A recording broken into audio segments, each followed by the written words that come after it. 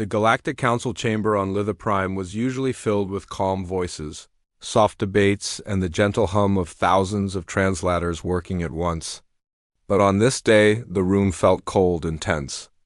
Every delegate, from the smallest sphere-shaped Sarakai elder to the towering crystal-bodied Thalnari, kept staring at the central holoscreen as if it might suddenly change. It did not. The message remained exactly as it first appeared.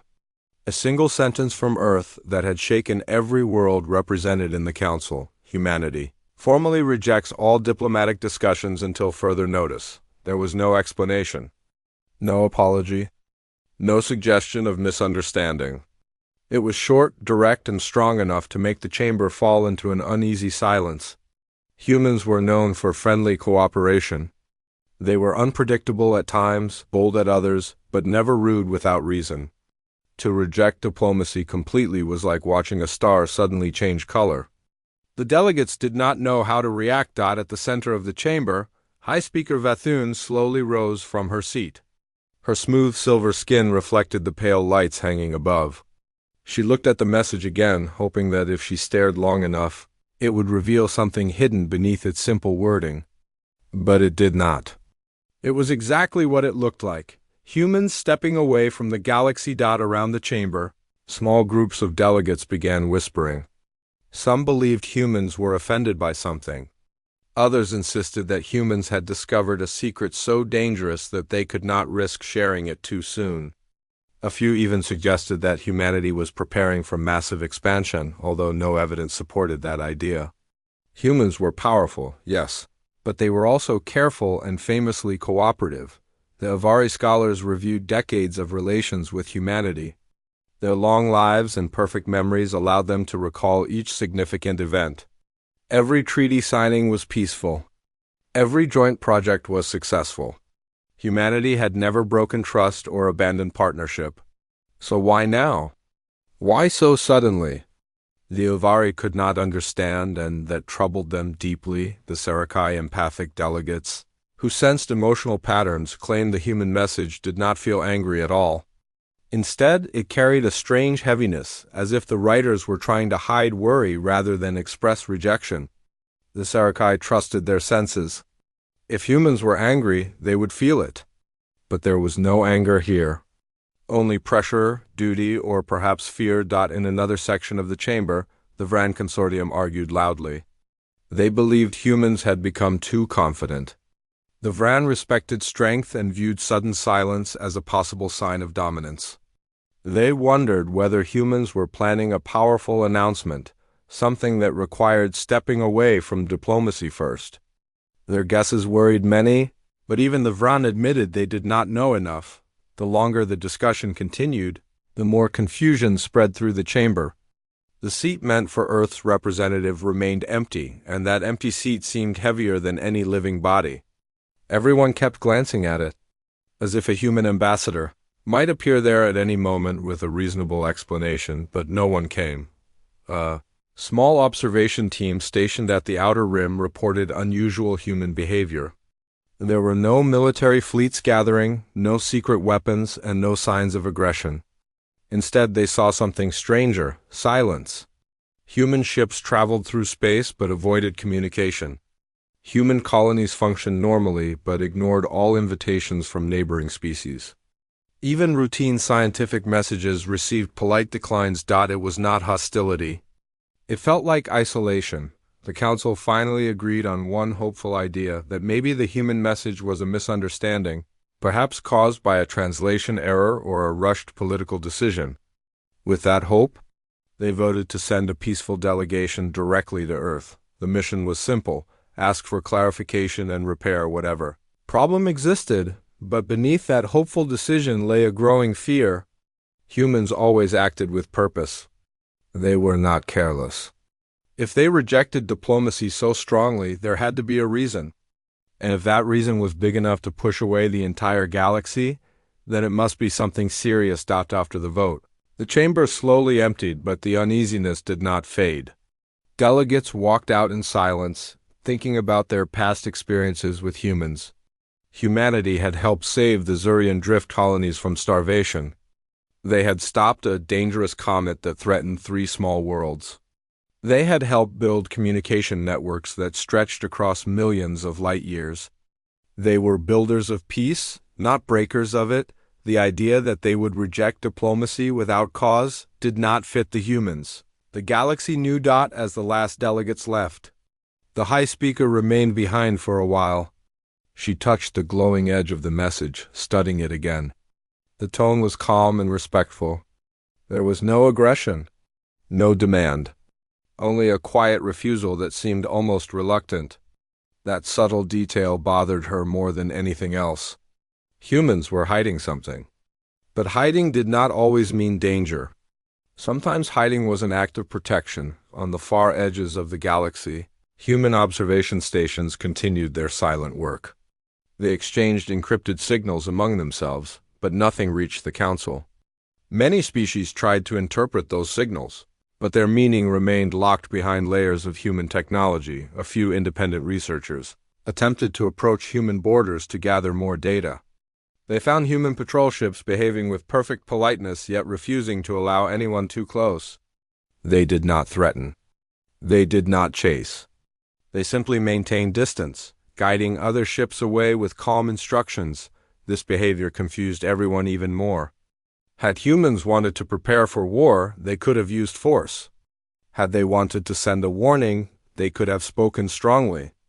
But instead they acted quietly, gently, and with strict boundaries. It felt like humans were keeping something inside their borders rather than keeping the galaxy out. Rumors began to spread across distant colonies. Some believed humans found a cosmic phenomenon that frightened them. Others whispered that humans were undergoing a cultural shift, something spiritual or philosophical. A few even claimed that humanity had begun a secret project to protect the entire galaxy. But such ideas sounded too dramatic, even for humans. As speculation grew, a strange calm settled over Earth. From orbit, satellites observed peaceful continents, shining cities, and quiet oceans. There were no signs of panic or chaos. Human society seemed stable and focused. But that focus had a direction no outsider could see. Finally, after days of silent observation and endless debate, the Council prepared the diplomatic vessel Dawn of Harmony for its journey. The ship would travel with transparency protocols, nothing hidden, everything open. They hoped this gesture would remind humanity that the galaxy still trusted them. Before departure, the High Speaker recorded a personal message for the human representatives. She spoke softly, telling them the Council respected humanity's choices but wished to understand. She reminded them of friendship, partnership, and years of cooperation. She ended with a simple promise: the galaxy would listen, whatever the reason. As the Dawn of Harmony left the Council station and drifted into open space, hope and fear traveled with it. Every species watched its journey, wondering what answer it would bring back. Humanity had always acted with purpose. And now the galaxy waited to learn what purpose lay behind such a sudden and mysterious withdrawal. The silence of humans was louder than any declaration the Council had ever heard. The journey of the Dawn of Harmony toward Earth was long, but the mood inside the ship made it feel even longer. The diplomatic vessel carried delegates from 6 different species, all chosen for their experience with humans. They expected that humanity would eventually reach out with a clear explanation. But every hour that passed without a signal made the delegates more nervous. The closer they came to human territory, the heavier the silence felt. Ambassador Rill of the Elvari stood by the main viewing window, watching the stars stretch into bright lines as the ship traveled faster than light. Her long white robe swayed softly each time the ship adjusted its path. She remembered countless visits to Earth. Humans were energetic, welcoming, sometimes chaotic, but always warm. She had shared meals with them, laughed at their humor, and worked beside them on scientific projects. The humans she knew would never reject diplomacy without speaking to their friends first, yet this time, there was no welcome message, no update, no hint of expectation. The ship's sensors finally detected the outer edge of human space, marked by a chain of communication beacons. Usually these beacons sent cheerful greetings to travelers and updated them on flight safety protocols. Now they stayed quiet. They blinked slowly, sending only identification signals. It felt like approaching a familiar home and finding all the lights turned off. Even though someone was inside, Captain Siruan instructed the crew to activate all transparency channels. Their navigation lights switched from standard blue to soft gold, the universal sign of peaceful intent. Incoming messages were broadcast openly. Their engines kept a steady, calm pattern. There was nothing hidden. As they crossed into human space, a patrol ship appeared on their sensors. It moved gracefully, without any sign of aggression. Its weapons were offline, shields lowered, and engines set to a peaceful drift. Yet the human ship did not send a greeting. It simply positioned itself nearby, watching. Captain Siruan sent a friendly message, introducing the dawn of harmony and explaining their diplomatic purpose. For a few long seconds, there was no reply. Then a voice came through the speakers, calm, polite, but strangely hollow. "Welcome to Earth space. Your transparency signals are confirmed. Please follow the designated corridor. Communication will be limited. Thank you for your cooperation." The message ended as quickly as it began. Rill exchanged confused glances with the other delegates. The voice sounded human, but the tone felt controlled, almost forced. Humans usually spoke with emotion, even in formal messages. This message felt like someone reading from a script they did not fully agree with. The human patrol ship guided them through a narrow flight path. Along the way, they passed several human stations. All looked fully operational. Their lights worked. Their communication arrays rotated. Their docking platforms were maintained. Everything looked normal, yet every station remained silent.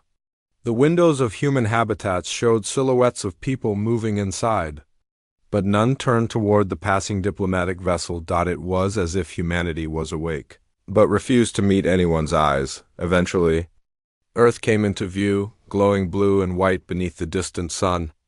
But even that familiar sight felt different. The orbit was crowded with silent ships, all moving in coordinated patterns. There were no advertising satellites broadcasting messages of culture. No tourist shuttles drifting nearby. Even the famous greeting platform, a huge ring-shaped station used to welcome guests, remained dark after several requests. Earth granted landing permission. A safe landing zone had been prepared on a quiet plateau, far from the noisy human cities. The dawn of harmony descended through Earth's atmosphere gently. The sky was clear, and the planet looked peaceful. Birds flew in perfect flocks. Rivers glimmered around mountain edges. But something felt too calm, too controlled. The ship touched down softly. A team of human representatives waited outside, dressed in formal uniforms. They smiled, but their eyes carried a shadow of tiredness or deep focus. The moment the delegation stepped out, a warm breeze swept across the plateau. Even the natural world felt normal, so normal that it almost felt unnatural. Human leader Marin Hale stepped forward, her hands folded politely. Rill remembered meeting her years ago. Back then, Marin spoke with bright confidence. Today, her voice was steady, but quieter. "Welcome to Earth," she said. "We appreciate your arrival. We apologize for limiting communication. There are matters we must manage carefully." Rill stepped closer, trying to read Marin's expression. "We are here as friends. The Council is worried. Your message was unexpected. Is there something we can help with?" Marin offered a faint smile. It was genuine but strained. "Your concern is noted. But this is something humanity must address alone. We mean no disrespect. We simply cannot join diplomatic talks right now." The Sarakai empath, Elder Yisra, gently observed Marin's emotional patterns. After a moment, she leaned toward Rill and whispered, "She is calm on the surface, but beneath it, she carries fear." "Not fear of us?" "Fear of something else." Rill nodded slowly. She had suspected the same. The humans guided the delegation into a transport vehicle. It moved smoothly across the landscape, heading toward a temporary meeting facility built specifically for alien visitors. Along the way, Rill looked out at human towns. They looked peaceful. Children played in parks. Families walked along wide streets. Factories released gentle streams of harmless vapor. But something was missing: human music. Humans were known for filling their environments with sound songs, laughter, instruments, the constant rhythm of culture. But everything felt quiet. Not silent, but muted, as if humanity had collectively lowered its voice. Once inside the meeting facility, humans offered refreshments and ensured comfort. They followed every rule of hospitality with perfection, yet they kept avoiding any discussion about the real issue. Whenever someone asked about the reason behind Earth's diplomatic refusal, the answer was always the same: humanity is not ready to speak on this matter. The repetition made the delegates more uneasy. It felt like a carefully planned barrier. After several hours of gentle conversation that revealed nothing, the delegation prepared to return to their ship. Before they left, Rill approached Marin again. "Please," she said softly, "we want to understand. Even if you cannot share details, at least tell us this: is the galaxy in danger?" Marin looked down for a moment, thinking. When she looked back up, her eyes held a deep sadness. "The galaxy is not in danger," she said. "Not yet. Please trust us. When the time is right, we will return to diplomacy." The words offered some comfort. But the uncertainty remained. As the dawn of harmony left Earth's atmosphere, everyone watched the planet shrink behind them. No one spoke. The silence inside the ship reflected the silence they had felt on Earth when they finally left human space. The patrol ship that had guided them simply drifted away without a farewell message, back aboard the council station. The delegates prepared to report their findings.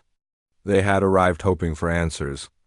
Instead, they returned with more questions. Humans were not hostile. Humans were not angry. Humans were not closing themselves off out of pride. They were protecting something, but no one knew what. The galaxy waited, worried yet strangely trusting. Humanity had always acted with purpose. Whatever this purpose was, it demanded complete silence, and silence was something humans had never chosen before, the report brought. Backed by the dawn of harmony spread through the Galactic Council faster than any official announcement. Delegates read it in silence, many of them hoping to find a hidden explanation between the lines. But every detail only deepened the mystery.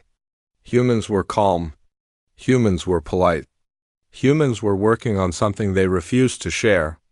And they were doing it with a unity that made even the oldest civilizations uneasy. Inside the main council chamber, representatives gathered again, though this time the usual energy of debate was missing.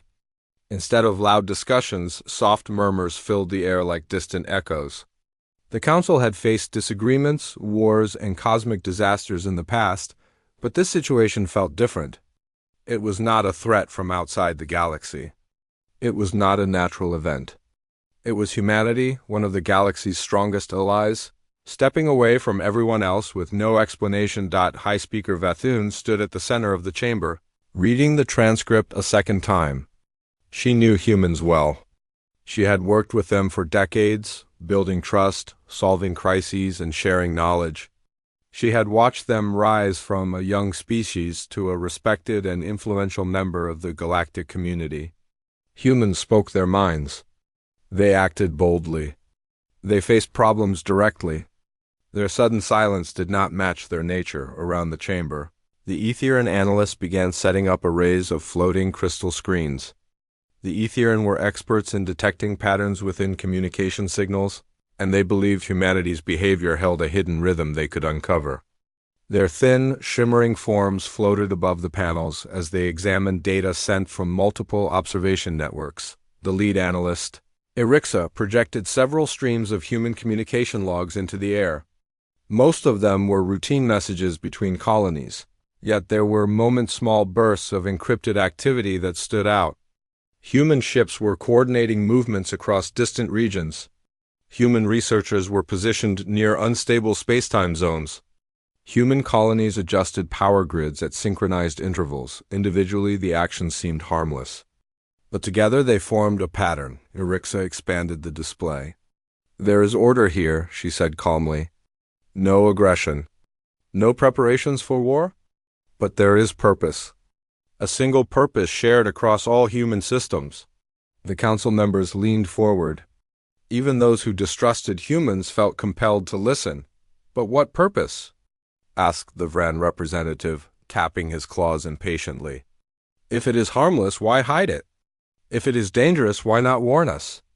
No one had an answer. On the far side of the chamber, Elder Yisra of the Sarakai sat quietly, her smooth violet skin reflecting the faint glow of the screens.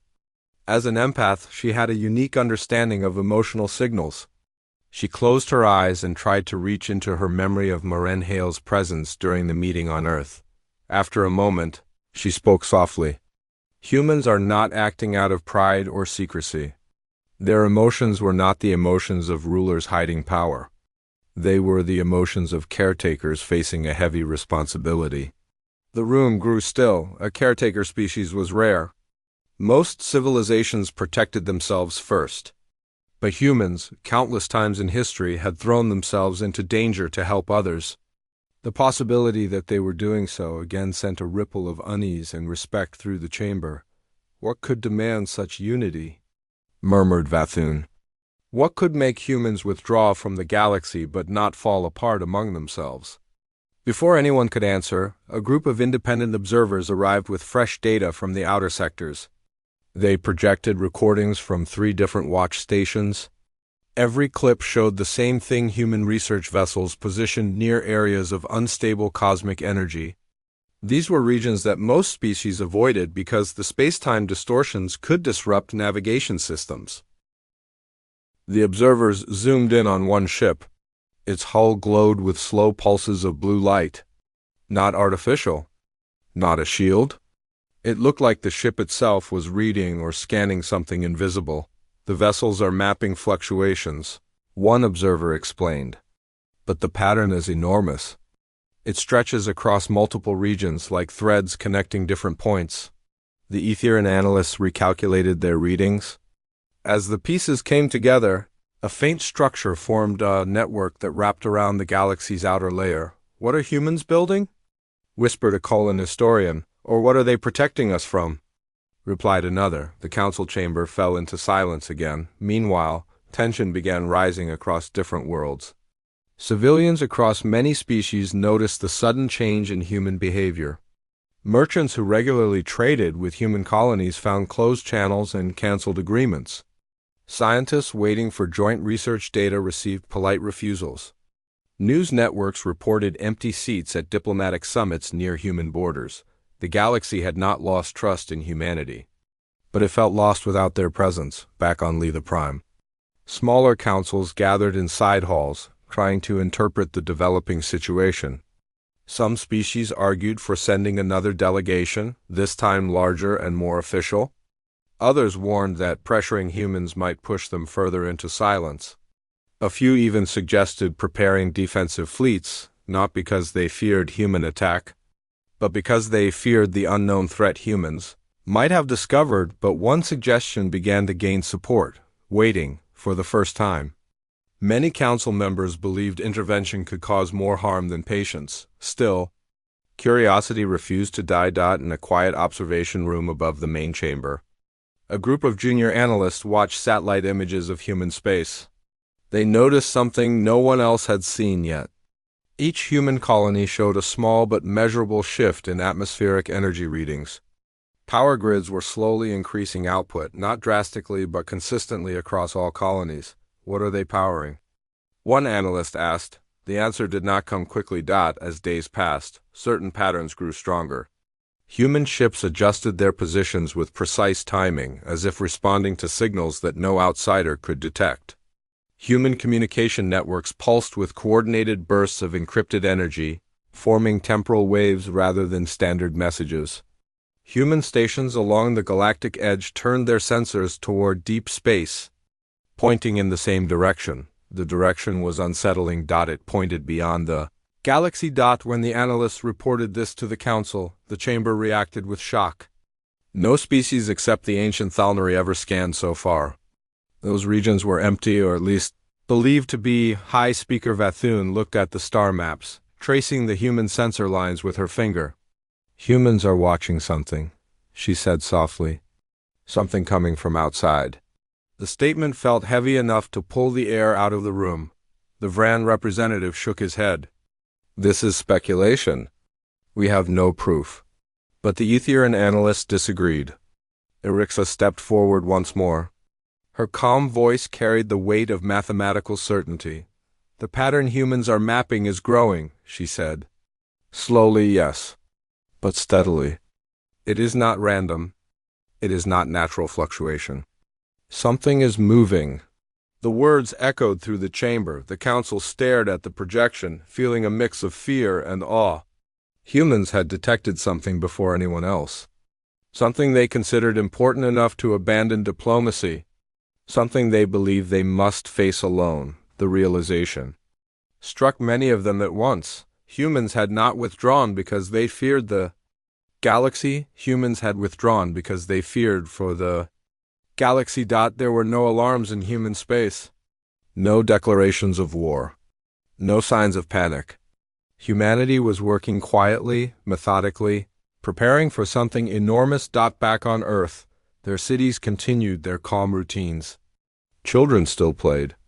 Workers still moved through busy streets. Families gathered for meals. Everything looked normal. But beneath the surface, human scientists, engineers, and researchers were constructing something vast and secret. Even human art had shifted. Reports came in of paintings and music that focused on unity, light, and unseen horizons. As if the entire species was moving in one emotional direction, a direction toward something they had not yet revealed. In the council chamber, the debate slowly faded. Members looked at each other with quiet understanding. The galaxy had always known humans were unique, resourceful, stubborn, and impossibly brave. But this was something else entirely. This was humanity acting with a purpose so large that they believed only silence could protect others from fear, and so, the galaxy waited for humans to speak. Waited for answers. Waited for the moment when silence would finally break.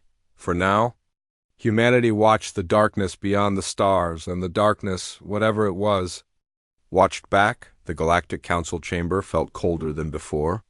The light from the high ceiling dimmed as if the air itself was growing heavy with fear.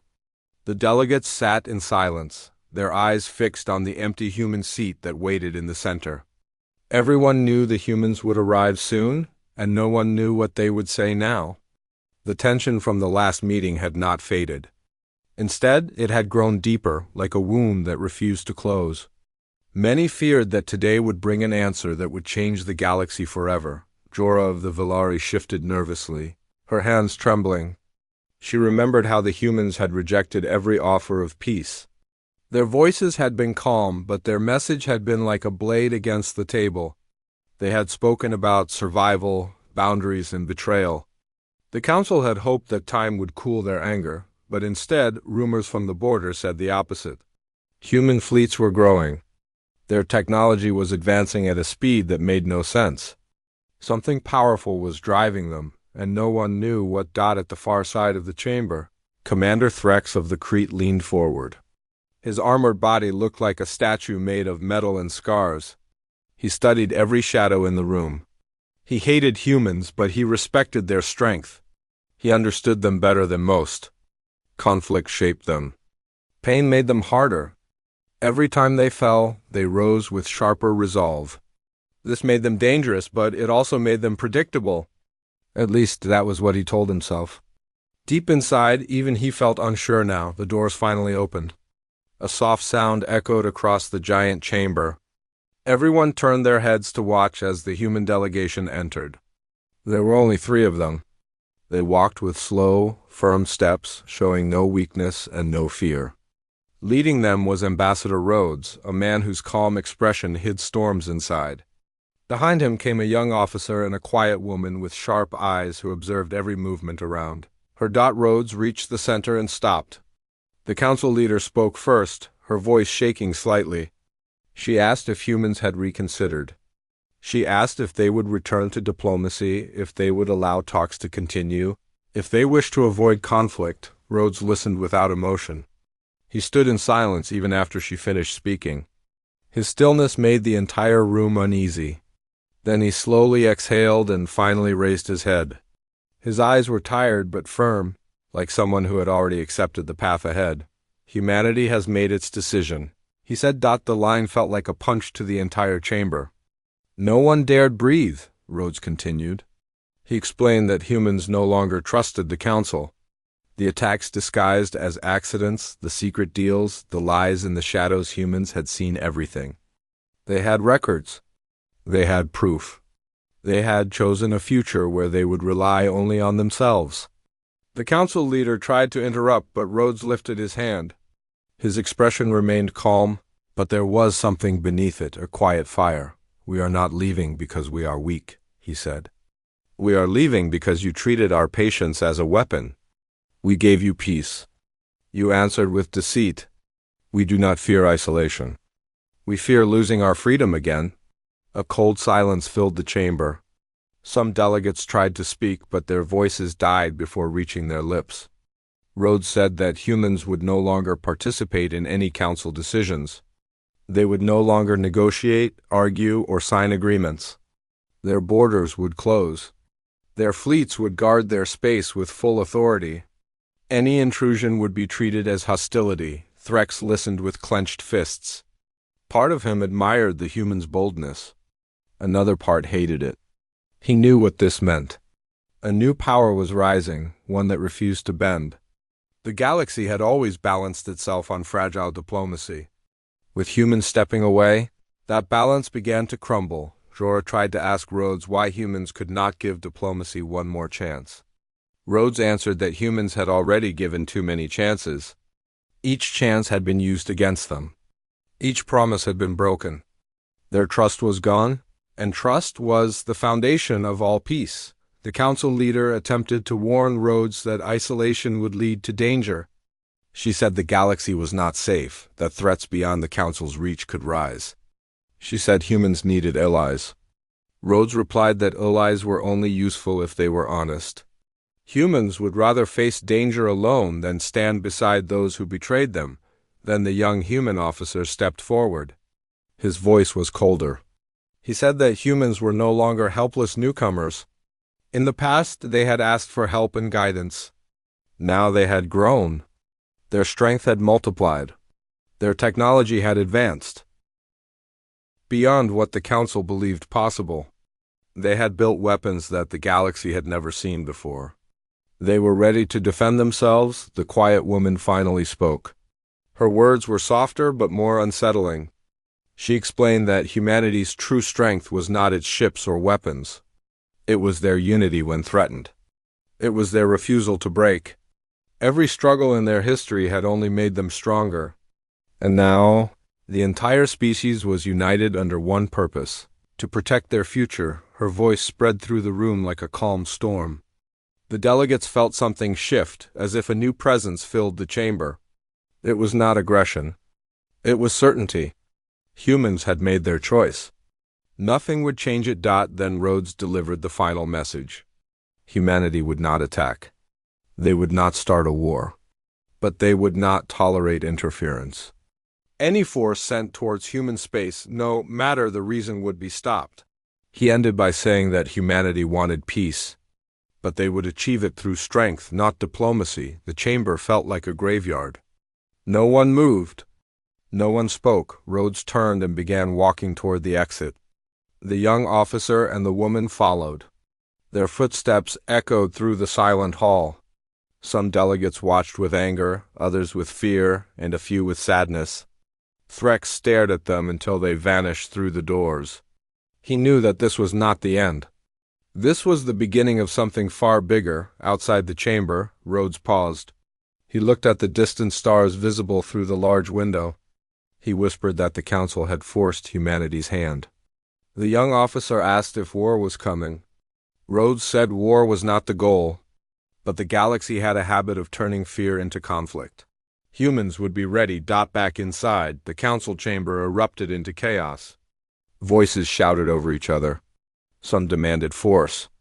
Some demanded new negotiations. Others screamed that they should never have pushed the humans this far. The council leader tried to restore order, but the room had already fractured. Jorah quietly left. She walked through the corridors with heavy steps. She regretted not speaking earlier. She regretted not stopping the council when they made mistakes. She feared what would come next. When she reached her transport, she looked back at the great building and wondered how such a powerful institution could collapse so quickly. Threx remained in the chamber long after the others left. He stood there, staring at the human seat.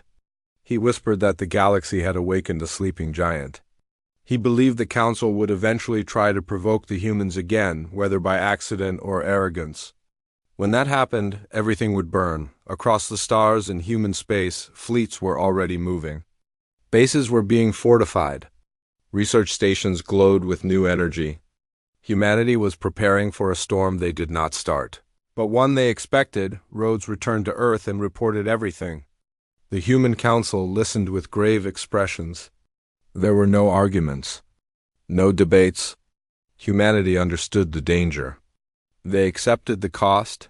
A new chapter of the galaxy had begun, and everyone felt it. Part 4 ends as humanity stands firm and the Galactic Council breaks into fear and confusion. Knowing that nothing will ever be the same again, the days after the human withdrawal spread across the galaxy like a storm without sound. Every world, every station, every ship whispered about the same thing. Humanity had stepped away from diplomacy, and the Galactic Council was breaking under the weight of its own fear. No one knew what would happen next. Some believed humans would attack. Others believed humans would build walls so strong that no one would ever reach them again. But everyone agreed on one thing: nothing in the galaxy would ever be simple again. In the heart of council space, the great chamber stood nearly empty. Only a few delegates remained, sitting like shadows without purpose. The council leader stared at the holographic map of the galaxy, focusing on the bright region that represented human territory. It glowed with new strength, new movement, new energy. The humans were preparing for something, and the council no longer had the right to ask what. Jorah walked into the chamber quietly. Her steps echoed in the silence. She approached the council leader, who looked far older than she had only days ago. The leader asked if there was any new information from the borders. Jorah nodded slowly. Human fleets had moved again, but not in an aggressive formation. They were preparing defenses, building stations, strengthening outposts. It is like they expect the entire galaxy to come for them, Jorah whispered. The leader closed her eyes. And perhaps we might. Jorah felt her stomach twist. She knew the council's fear was driving them toward desperate ideas. Fear made leaders reckless. Fear made them create enemies even where there were none. And now the council saw the humans as the greatest threat the galaxy had ever faced. On the other side of the stars, humanity stood at the center of its own growing storm. Rhodes stepped out onto a wide platform overlooking Earth's defense fleet. The sky above the planet shimmered with ships and stations. It looked like a ring of steel and resolve. Engineers and soldiers moved everywhere, working day and night. There was no chaos, only determination. Rhodes walked along the platform, thinking about everything that had happened. He worried not about war, but about the silence. Silence was dangerous.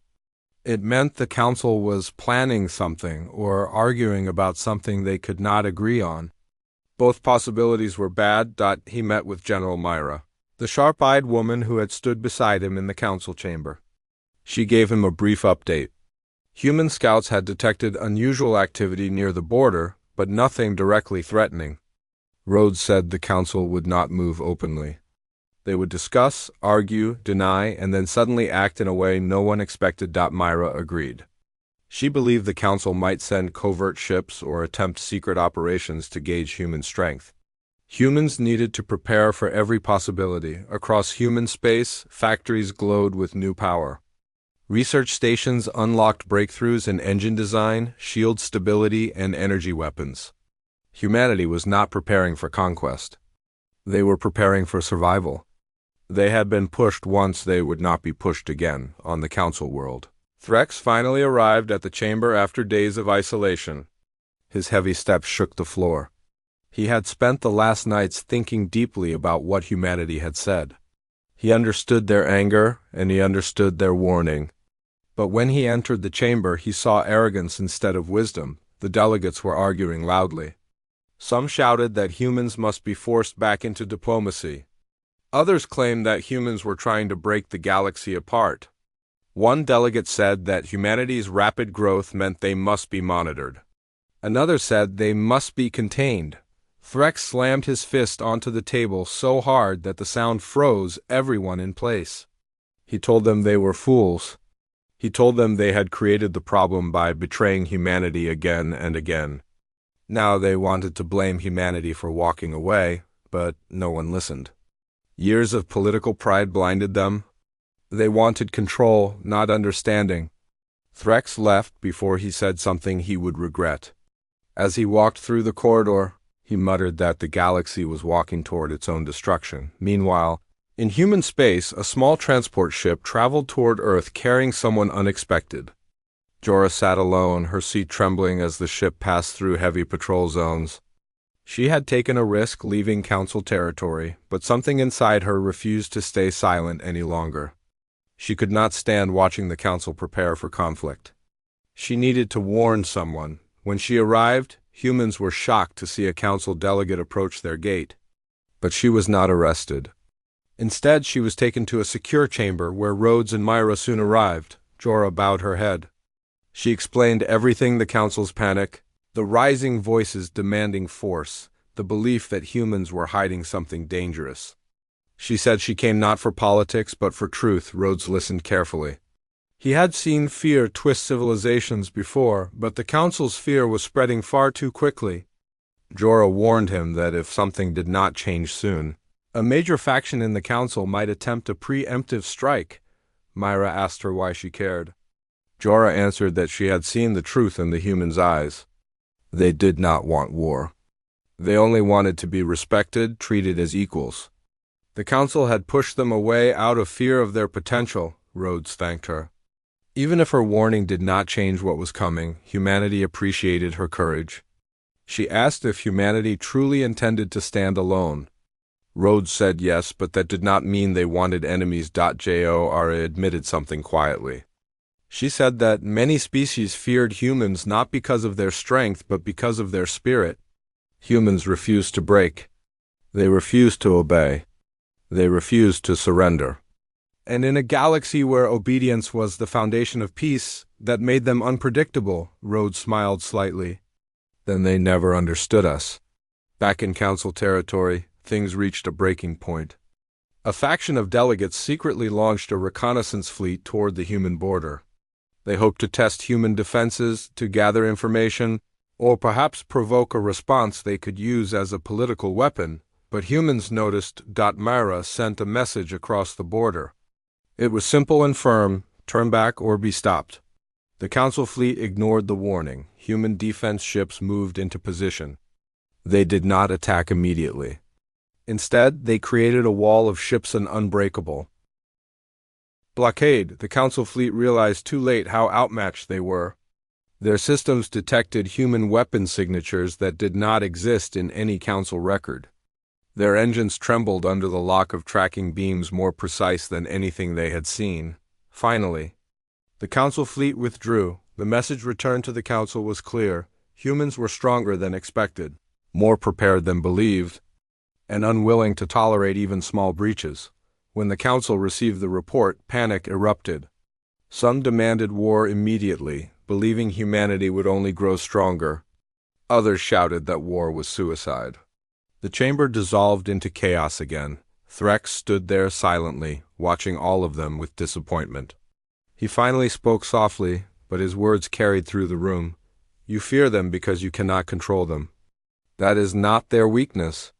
That is your weakness. His words silenced the chamber. Meanwhile, in human space, Rhodes and Myra watched the stars from a command station. Jorah stood beside them, unable to return to the Council. Rhodes told her she would be protected as long as she remained with them. She looked at the stars and asked the question that everyone feared: is this the beginning of war? Rhodes answered after a long silence: it is the beginning of truth. Whether war follows depends on the Council, not on us. Jorah nodded slowly. Humanity stood strong, united, and ready for whatever came. They had rejected diplomacy not because they wanted conflict, but because diplomacy had turned into a trap. They chose freedom over fear. As the final days of this chapter closed, the galaxy watched humanity with awe and dread. They had become something the galaxy had never seen before, a civilization that refused to bow, and now the future waited in silence, holding its breath, knowing that humanity's next steps would shape what the galaxy would become.